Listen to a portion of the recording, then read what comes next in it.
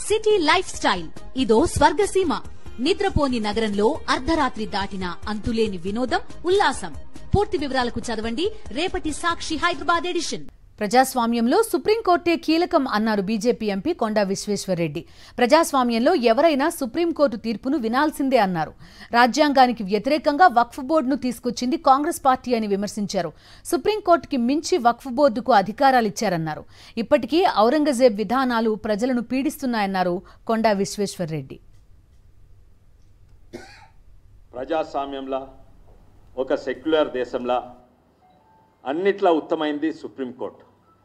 అన్నీ కూడా చట్టం కిందనే ఉంటాయి, అన్నీ కూడా సుప్రీంకోర్టు కిందనే ఉంటాయి. మంత్రులు ఉండొచ్చు, ముఖ్యమంత్రులు ఉండొచ్చు, ప్రధానమంత్రులు ఉండొచ్చు, ఏది కూడా సుప్రీంకోర్టు మాట వినవలసిందే. అది మన రాజ్యాంగంలో ఉన్నది. కానీ కొంతమంది నాయకులు గడ్డం పెంచుకొని ఆ రాజ్యాంగం పుస్తకం చూపెడతా ఉంటారు. కానీ అది ఆ పుస్తకం తీసి చూస్తే దాంట్లో ఏమీ వైట్ పేజెస్ ఉన్నాయి. ప్రజలను మోసం చేస్తుండ్రు లిటరలీ కూడా. దాంట్లో సుప్రీంకోర్టు ఇస్ ద సుప్రీం అంటే సుప్రీంకోర్టు కంటే మించి హక్కులు ఇచ్చింది మన కాంగ్రెస్ పార్టీ. 95 వక్ యాక్ట్ ద్వారా సుప్రీంకు అన్నిట్లా ఉత్తమైంది వక్ ట్రిబ్యునల్.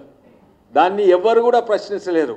వాళ్ళు వచ్చి నాకు ఈ భూమి నాదంటే సుప్రీంకోర్టుకో హైకోర్టుకో ఏ కోర్టుకో వాళ్ళకంటే ఉత్తమమైంది ఈ 95 వక్ యాక్ట్ ప్రకారంగా సెక్షన్ 40 ప్రకారంగా వక్ ట్రిబ్యునల్.